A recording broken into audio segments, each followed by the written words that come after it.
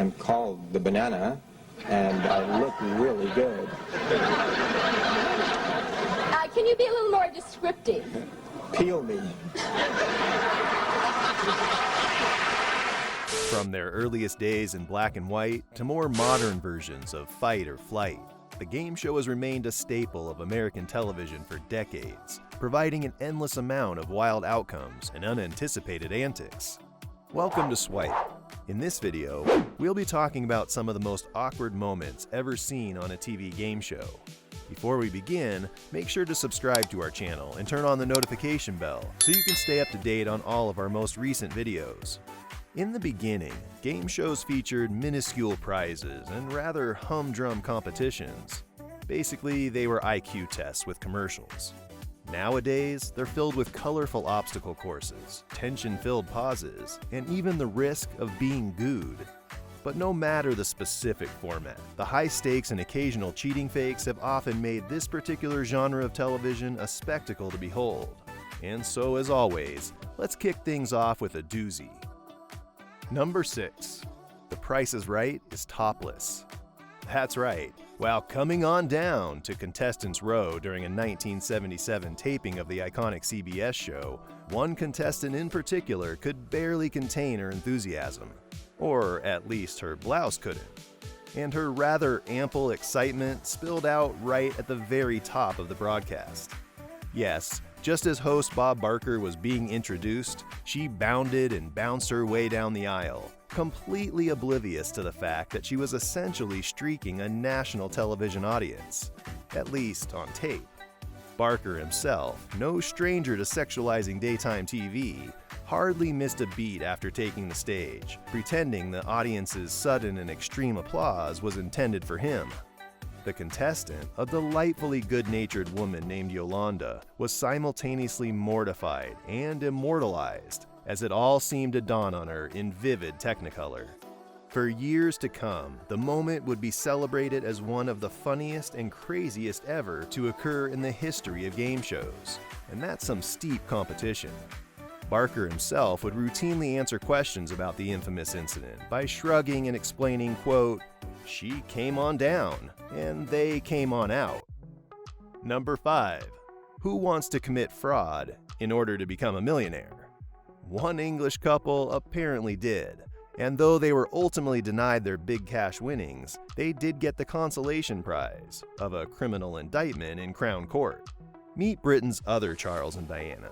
These, the Ingrams of Derbyshire, who were accused of using simple audio cues to cheat on the UK's version of Who Wants to Be a Millionaire, incredibly riding this brazen scheme all the way up to the top grand prize, £1 million.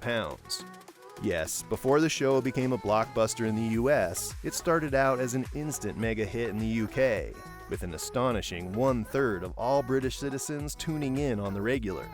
And it was there that Charles and Diana's brother Adrian would rely on some pretty shady tactics in order to win the big prize. Diana and Adrian had each previously appeared on the show, each winning less than $50,000. So just as Charles made it to the winner's circle, producers were beginning to view the family as somewhat sus. Brother Adrian, whom many considered the real driving force behind the scandal, had appeared at no less than 5 tapings in the show's first season, almost as though he was casing the joint. So while Charles was making his way to the top prize, producers were keeping a close eye on his extended family in the audience. They quickly began to suspect, as many viewers eventually would as well, that his wife, brother-in-law, and a third alleged accomplice in the studio were using carefully timed coughs. Oh, Craig David.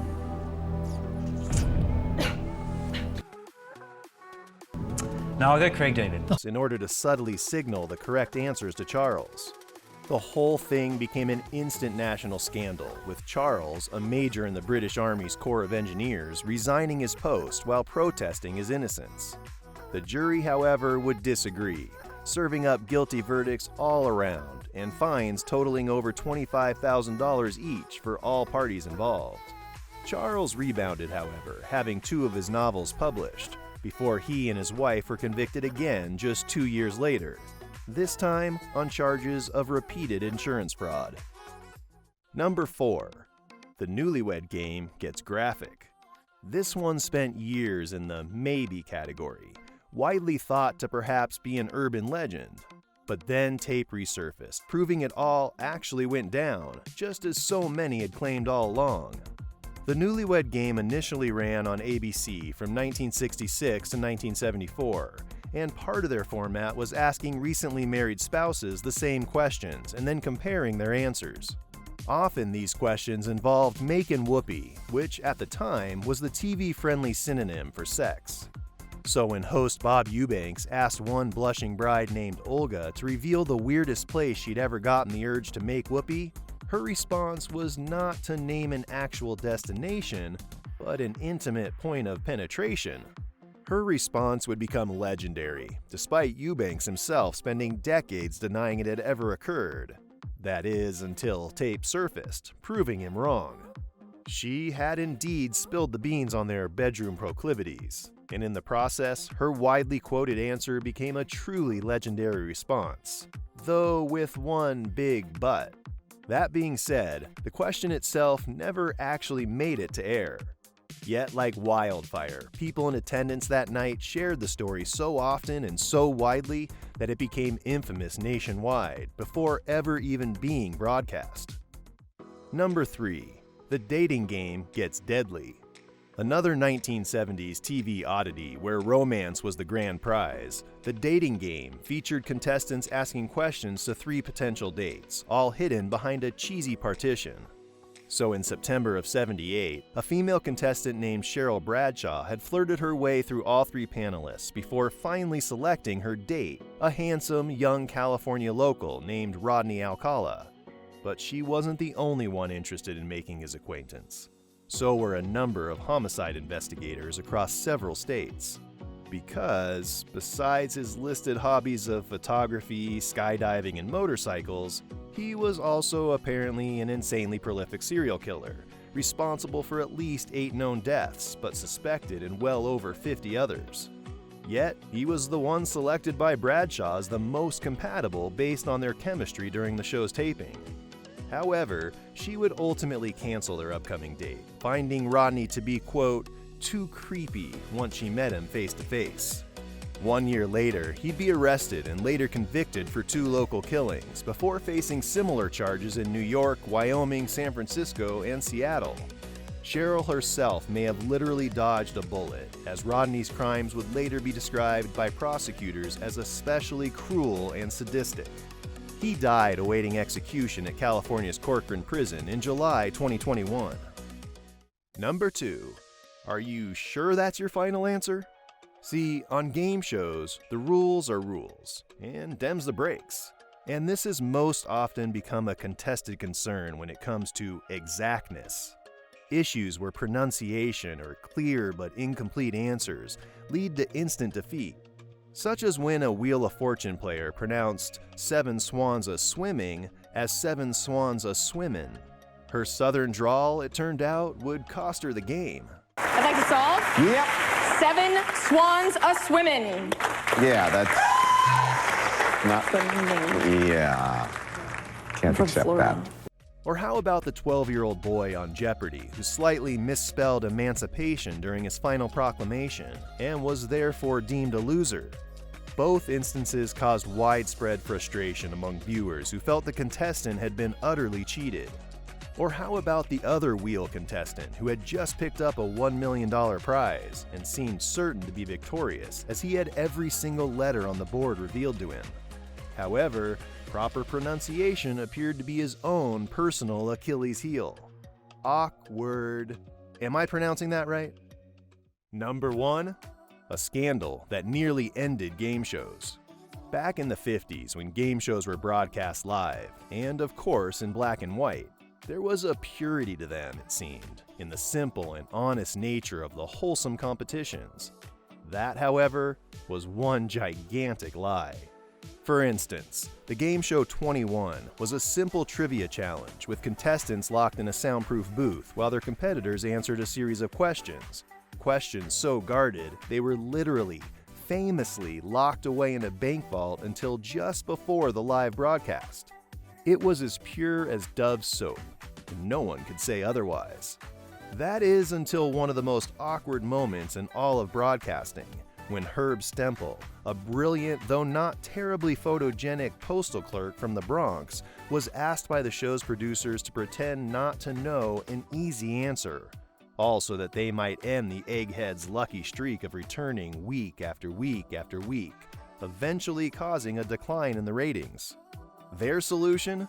Have them lose on a super simple question, ushering in a new champion, a good-looking young college professor from the Van Doren family, one of America's most celebrated and scholarly families.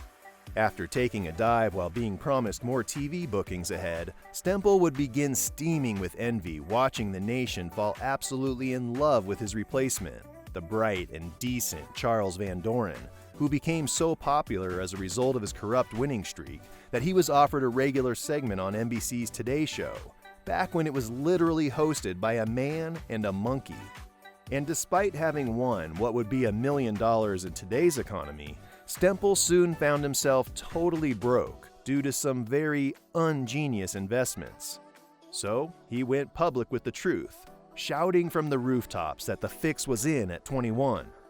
This prompted hearings in the U.S. Senate on the legitimacy of TV game shows, where other cheating contestants were unmasked and where Charles Van Doren would make a humiliating apology for the months-long deception he'd engaged in. Van Doren would be instantly fired from the Today Show as a result, as well as losing his teaching position at Columbia University. He'd spend the remainder of his working life as a book editor and occasional author, while Stempel, also no longer welcome on television, went to work for New York's Department of Transportation. Both men would remain highly tainted by the scandal for the rest of their lives.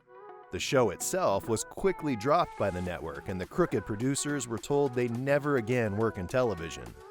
That, however, lasted less than 20 years, and by the 70s, they were back in the saddle and flying high. The disgrace of it all nearly ended game shows in the US, diminishing their popularity and therefore their network viability for many years to come, and forever giving viewers good reason, even today, to wonder if such shows are actually spontaneous, genuine competitions, or just carefully scripted dramas. What's your final answer? Can game shows still be trusted, or is the entire format just too thoroughly gooed? Let us know in the comments section.